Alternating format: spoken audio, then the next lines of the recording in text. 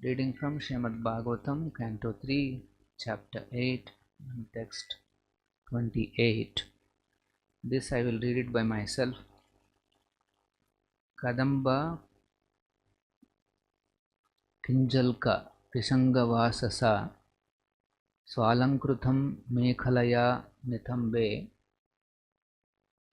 Harena Chananta Dhanena Vatsa Srivasavakshaha Stala Vallabhena. O my dear Vidura, the Lord's waist was covered with yellow cloth, resembling the saffron dust of the Kadamba flower, and it was encircled by a well-decorated belt. His chest was decorated with the Srivasa marking and a necklace of unlimited value. 29. Paradhyakeyura manipravekha Paryasta dordhanda sahasrashakam Avyaktamulam bhuvanangripendram Ahindra bhogairadivita valsam. Translation and purport by His Divine Grace A.C. Bhaktivedanta Swami Srila Prabhupada. Translation: as a sandalwood tree is decorated with fragrant flowers and branches, the Lord's body was decorated with valuable jewels and pearls. He was the self-situated tree, the Lord of all others in the universe. And as a sandalwood tree is covered with many snakes, so the Lord's body was also covered by the hoods of Ananta. Purport by Srila Prabhupada. The word Avyakta Moolam is significant here. Generally, no one can see the roots of a tree. But as far as the Lord is concerned, He is the root of Himself, because there is no other separate cause of His standing but He Himself. In the Vedas, it is said that the Lord is Swashrayashraya. He is His own support, and there is no other support for Him. Therefore, Avyakta means the Supreme Lord Himself and no one else. I'll read the next two verses also. Text 30. Chara charaukho Bhagavan Mahindram Ahindra Bandhum Salilopa Gudham Kirita Sahasrya Hiranya Shrungam Avirbhavat Kaustubha Garbham. Like a great mountain, the Lord stands as the abode of all moving and non-moving living entities. He is the friend of the snakes because Lord Ananta is his friend. As a mountain has thousands of golden peaks, so the Lord was seen with the thousands of golden helmeted hoods of Ananta Nāga. And as a mountain is sometimes filled with jewels, so also his transcendental body was fully decorated with valuable jewels. As a mountain is sometimes submerged in the ocean water, so the Lord is sometimes submerged in the water of devastation. Text 31. Nibitam amnaya madhu vratashriya swakirti mayyavana malaya harim suryendu vayu agni agamam tridhama bhi parikramat pradhanikair durasadam. Translation: Lord Brahma, thus looking upon the Lord in the shape of a mountain, concluded that he was Hari, the personality of Godhead. He saw that the garland of flowers on his chest glorified him with Vedic wisdom in sweet songs and looked very beautiful. He was protected by the Sudarshan wheel for fighting, and even the sun, moon, air, fire, etc. could not have access to him. Essence the Bhaktivedanta Purport. So this is Lord Brahma's darshan of the Supreme Personality of Godhead in the form of Padmanabha, Garbhodakshaya Vishnu. Here the various features of his transcendental body and his transcendental bedstead Ananta are described. The colorful, the vision is compared to the panoramic beauty and then gradually more and more details of his transcendental beauty and body are revealed. Finally, Lord Brahma, when he saw all this, Lord looked like a big mountain with wonderful jewels and pearls and covered by Ananta with gold helmeted hoods. Lord is carrying a wheel and he is looking so wonderful. He understood, here it is said that in the last verse, he concluded that he was Hari, the personality of God. So you can see Brahma is not an ordinary personality. As soon as he saw such wonderful manifestation of Lord's body and his varieties, variegatedness on his body, he understood he must be Lord Hari, the Supreme Personality. Actually, there was a pastime in the life of Shankaracharya, Adi Shankaracharya. It is said that his mother, old Aryambha, she became bedridden. So then, awaiting death, she remembered the son. The son gave the benediction that whenever she remembers, he will be there. So he mystically, Shankaracharya appeared mystically. And then he wanted to help her get liberation. So it is said that he composed a great stotra called Vishnu Bhujanga Stotram.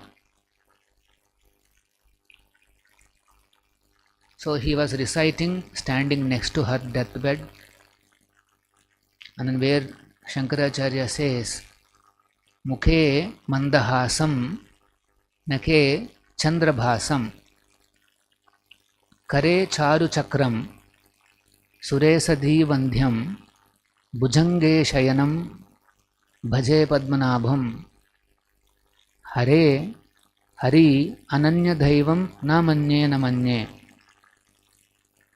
So he says, I salute the Supreme Lord, from whose navel sprouts a lotus, Padmanabha, who has a sweet smile on his face and shine of moon on his nails, who holds pretty chakra in his hand, and who is being saluted by all the demigods, and who reclines on a serpent bed, Ananta.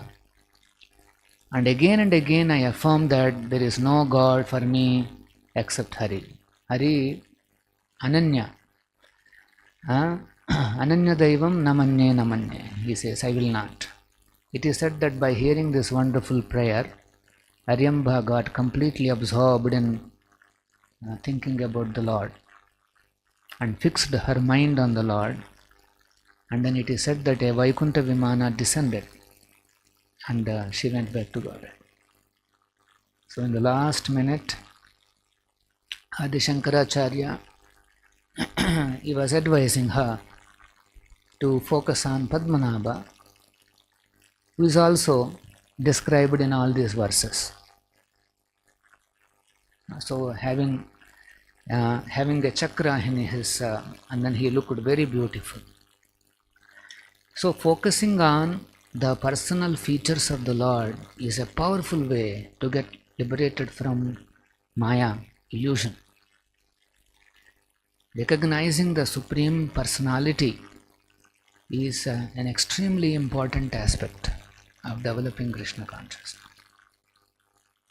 So here clearly, even Shankaracharya, although circumstantially he preached partial truth, which is called Advaita, he could not reveal complete truth in those days, although he knows the complete truth.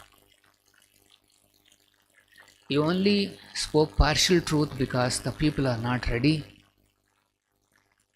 Every Acharya, he reveals the complete truth, but according to time, place and circumstances.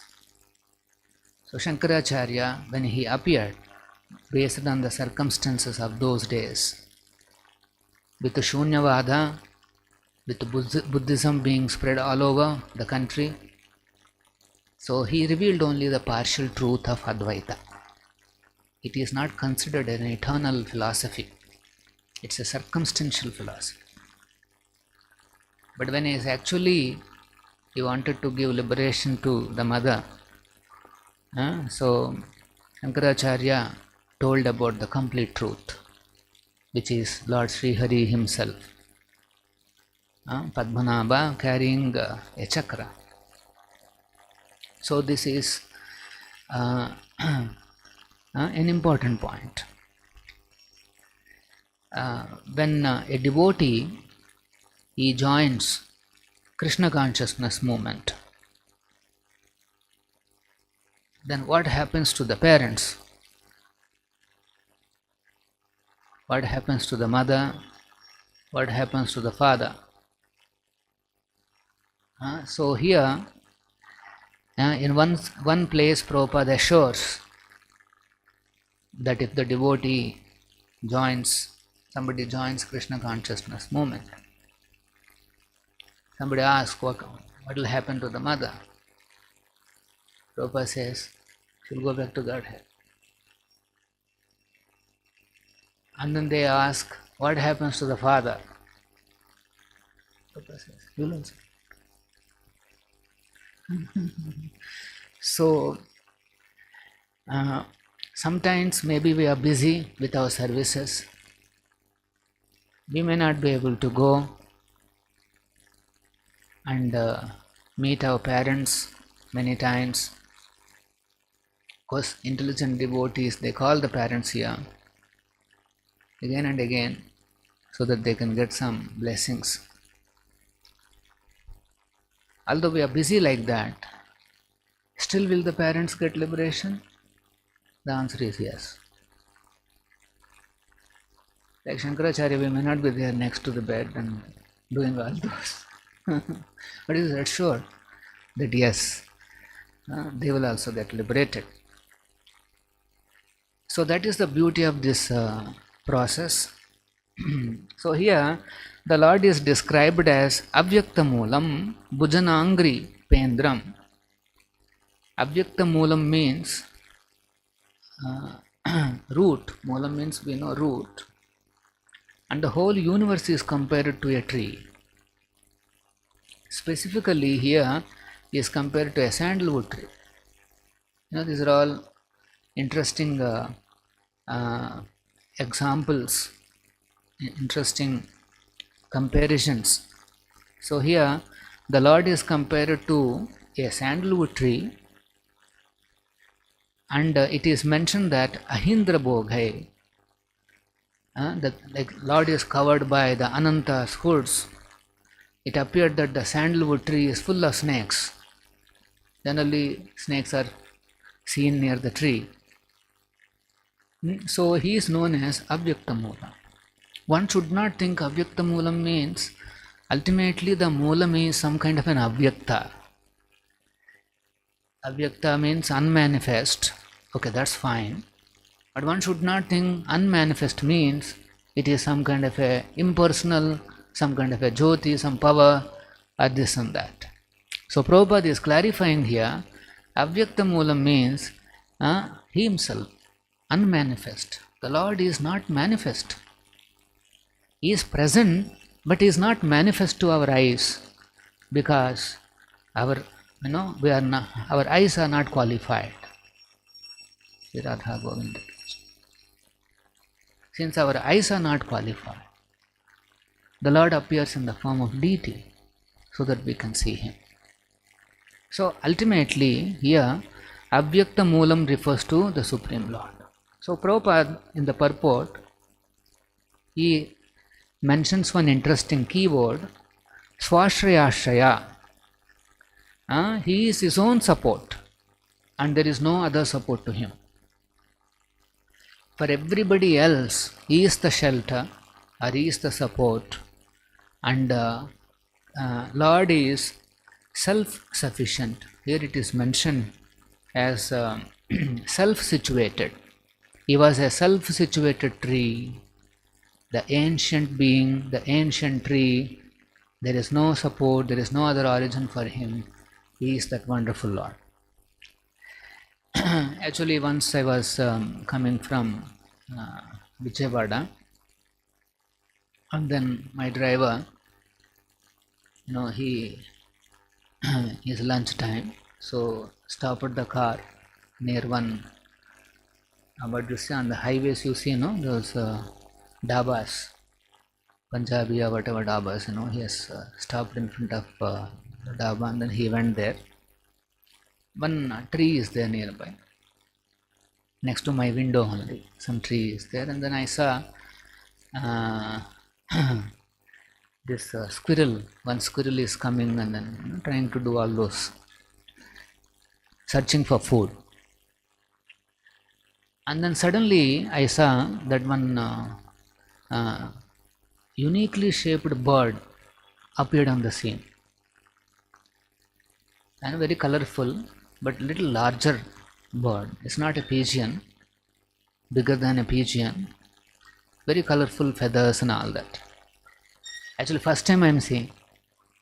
I never saw such a bird like that. As soon as the bird came, the squirrel ran away.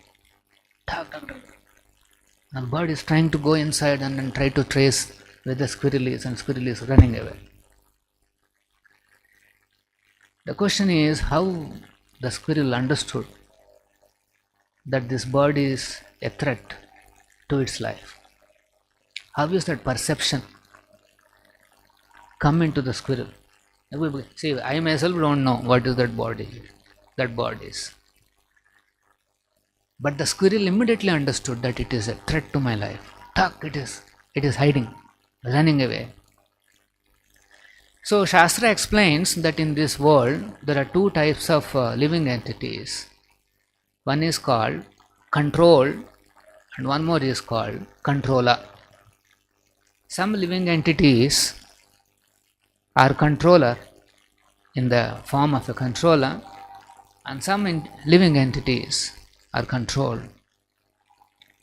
This principle is also explained in Bhagavatam as Jivo Jivasya Jivanam. There is a hierarchy of living entities.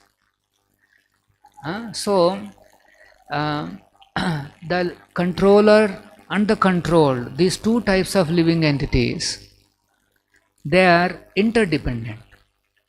They are dependent on each other. Let us say controller is there, but there is nobody else. There are no controlled people. There is no meaning to his controller.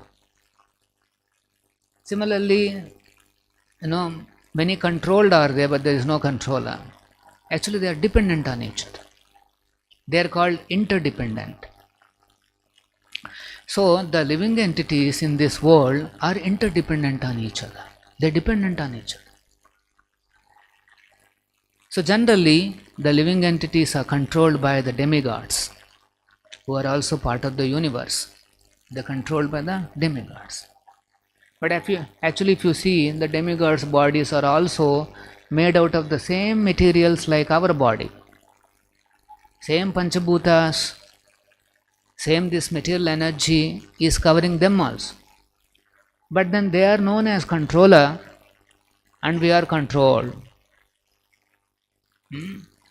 So, although the bodies are, so to say, made up of the same ingredients, still there is a distinction is there.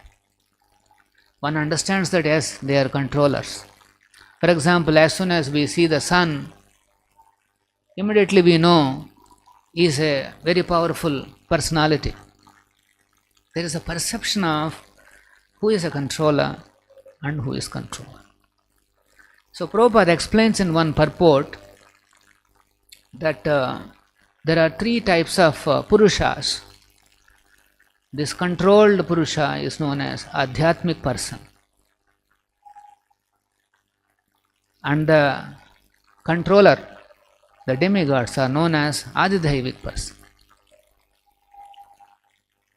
And the body is called Adi, Adi Bhautik Purusha. Body is also called as a Purusha. In Bhagavad Gita, Krishna refers to this as created being. This is also like a being, a Purusha. And Krishna explains that there are two types of bodies, Daiva and Asuri. These are the kind of bodies. So that means at the time of birth only somebody assumes inauspicious bodies, demoniac bodies. So anyway, this body is also called a Purusha. It almost imitates Purusha, like a Purusha. As soon as the soul enters, soul remains as a Kshetrajna, and this Purusha does, it creates all those effects. So all these three Purushas, there is a categorization. There is a categorization. Somebody is controller, somebody is control. If the living entities, they perform pious activities, they will be in controller position. And if the living entities don't have such pious activities, then they come under the controlled position. Now the question is, who made these distinctions? Whenever you see there are two categories, there must be one personality who made those two categories. Moment we see there is a matter and there is a living entity, there are two energies, then the question comes, who is that one? Who created these two? So that is, he is known as Swashraya, Lord Hari, the Supreme Personality of God. So the Supreme Lord is only one, but then he made in this world the categories of controller and the control. But ultimate shelter for both the categories is the Supreme Lord himself. That's why he is known as here Avyakta Moolam Bhuvana Angripa Indram. Angripa means tree, and this Bhuvana, this universe is compared to a tree. So the Lord himself is the tree of this universe, and it has innumerable branches, flowers, and that's why it is compared to a sandalwood tree.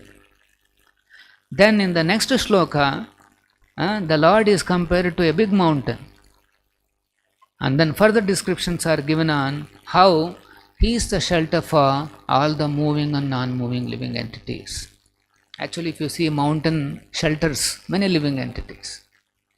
And then he is also called as Ahindra Bandhu, friend of the snakes, because Lord Ananta is his friend.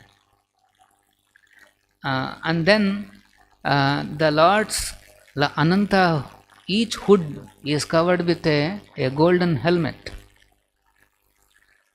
So it is appearing that there are many golden peaks. And then the mountain is filled with jewels. So similarly, his transcendental body is also decorated with valuable jewels. And sometimes the mountain is submerged in some water. Similarly, sometimes it appears that the Lord is also submerged in the water of devastation. So these are the very interesting descriptions. Very scrutinizingly one has to study these descriptions. In one place, Prabhupada explains, anybody who scrutinizingly analyzes the decorations on the body of the Lord, who analyzes the form of the Lord very scrutinizingly, is actually reading the Vedas, all the four Vedas scrutinizingly. So, if you want to be a big Vedantist, you want to be a Chaturvedi, then what you have to do is, very scrutinizingly you have to study the Lord's form. So that's why these descriptions are there. entire Vedic wisdom is embedded in these descriptions of Lord's glorious form and the variegatedness in terms of the jewels and pearls and many other items. Now somebody may think, okay, why should I remember this details on the body of the Lord? So the beauty is, like for example, here it is said, Lord is sometimes submerged in the water of devastation, as a mountain is sometimes submerged in the ocean water. So here also, whenever we see, something is submerged in water, there is a devastation water, some kind of a, like nowadays we are seeing in the cities, very, lot of rain and almost like a devastation water, and then ocean water, all these things can trigger our thinking of the Lord's form. Anything submerged also reminds you about Krishna and his body. You will remember, yes, he is a mountain and sometimes he is also submerged in the water of devastation. You see some jewels, some pearls, again your recollection will go back to Krishna, go back to Padmanabha, and then you will remember, yes, this is on the body of the Lord. Always the thinking has to be focused on Krishna, and these descriptions in Bhagavatam will give us an opportunity to always focus on Krishna. Everything should be able to trigger Krishna thinking. Currently it is not so. Unfortunately, everything triggers sexual thinking, exploitative thinking. But then Bhagavatam purifies our heart, and everything then triggers Krishna's thinking, Lord's thinking. So that should be our goal. If our minds can always flow towards Krishna, then that is the complete purification. Like Kunti Devi says, my Lord, like the Ganges always flows towards the ocean, let my mind be always running towards you, flow towards you. So there should be a flow. See, mind is flowing, it is expanding continuously, and mind's expansion is going towards sense objects, sense gratification. But if the mind can flow towards Krishna's lotus feet, so that should be our goal. So these descriptions will purify our mind, and the mind's flow will move towards the Supreme Lord. That's why these descriptions are so important. Bhuvanangri, Pendram. So the purification is being expedited by a simple process Chaitanya Mahaprabhu has given us.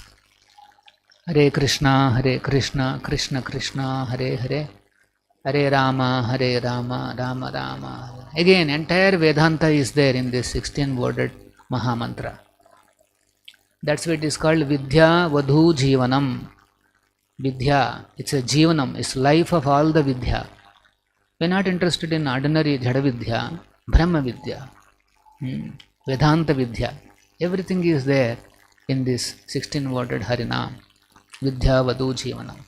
So anybody who develops affection for chanting, some affection for chanting and hearing, then he will be able to automatically get all the revelations.